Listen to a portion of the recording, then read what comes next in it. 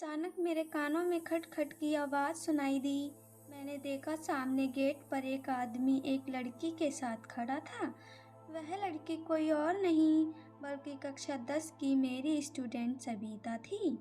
मैं उस आदमी को देखकर डर गया क्योंकि मैंने कल ही सविता की हल्की पिटाई कर दी थी। बात यह थी कि मैं सविता के गांव के पास ही एक विद्यालय में पढ़ाता हूँ। मेरा नाम महेश है। उस वक्त मैं सविता का कक्षा अध्यापक भी था। रोज सुबह जल्दी ही मैं विद्यालय पहुंच जाता था क्योंकि विद्यालय समय से पहले मैं बच्चों को कोचिंग पढ़ाता था। सविता चुपचाप उस आदमी का हाथ पकड़ मेरे पास आ गई। आते ही वह आदमी बोला, आप ही हो महेश सर, बहुत नाम सुना है आपका। बच्चों को बहुत मेहनत से पढ़ाते हूँ पर बच्चों की पिटाई भी ज़्यादा करते हो। मुझे लगा आज ये आदमी मुझे उल्टा सीधा जरूर कहेगा, मगर पास आते ही उसने अपने दोनों हाथ जोड़कर कहा, गुरुजी, ये मेरी छोटी बहन है। हम तीनों भाइयों में सबसे छोटी है। इसे हम लोग बहुत प्यार करते हैं।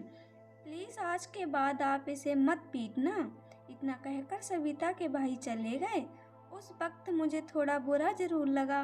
मैंने सविता के गांव के ही अन्य बच्चों से उसके बारे में पता किया तो पता चला सविता के तीनों भाई उसे इतना अधिक प्यार करते हैं कि स्कूल के लिए अपनी बहन को वो स्वयं तैयार करते हैं। यहाँ तक कि उसकी चोटियाँ भी भाई ही बनाते हैं। सविता को यदि बुखार भी आ जाए तो तीनों भाइयाँ खूब रोते हैं।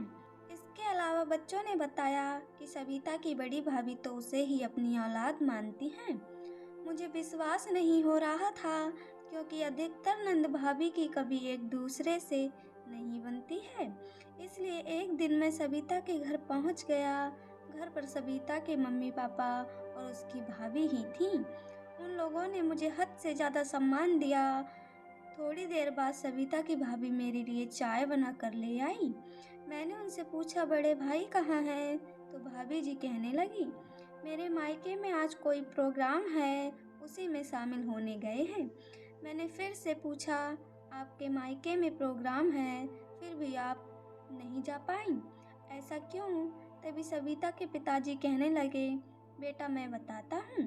सविता की भाभी अपने मायके क्यों नहीं गई? जब से बड़ी बहू इस घर में आई है तब से बेटी सविता हम लोगों के बिना तो रह सकती है पर अपनी भाभी के बिना बिल्कुल भी नहीं। बहू को जब बेटे का जन्म हुआ तो उसका बहुत सारा खून बह गया। ब्लड बैंक से खून की व्यवस्था नहीं हो पा रही थी।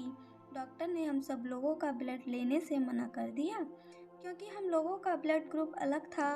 तभी सविता हाथ जोड़कर जिद करने लगी कि मैं छोटी बच्ची हूँ तो क्या हुआ, डॉक्टर अंकल प्लीज़ मेरा खून ले लीजिए, पर मेरी भाभी को बचा लीजिए। रोते हुए कह रही थी, यह मेरी भाभी ही नहीं मेरी माँ भी है। इन्हें कुछ हो गया तो मैं खुद को कभी माफ़ नहीं कर पाऊंगी। मुझे पता है मेरा ब्लड भाभी के ब्लड से मैच कर रहा है, मगर आप लोग मुझे बच्ची समझकर मेरा ब्लड नहीं लेना चाहते हैं। पर मैंने आप लोगों की बात सुन ली है। डॉक्टर ने सविता की बात मान ली और बहू को सविता का ब्लड चढ़ा दिया गया। बहू ठीक होकर घर आ गई। उसी समय से बहू ने सविता को अपनी बेटी मान लिया और हमें से एक बच्ची की तरह उसे इतना प्यार किया कि शायद ही किसी भाभी ने अपनी नंद को किया होगा। ठीक इसी तरह सविता की जान भी उसकी भाभी में ही बसती है, इसलिए बहू अपने मायके भी बहुत कम जा पाती है।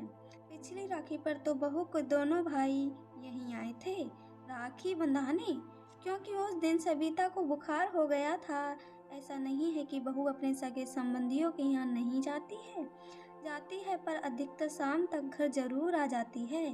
उसके मायके वाले कभी कभी नाराज भी हो जाते हैं, मगर बहू उन्हें संभाल लेती है। पिताजी की बातें सुनकर मैं भी भावुक होने लगा था।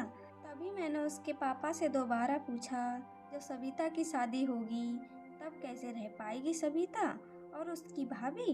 पिताजी कहने लगे, बेटा इस बात से तो कभी कभी मैं भी बहुत परेशान हो जाता हूँ, पर कोई बात नहीं बेटा, ऊपर वाला सब देख लेगा।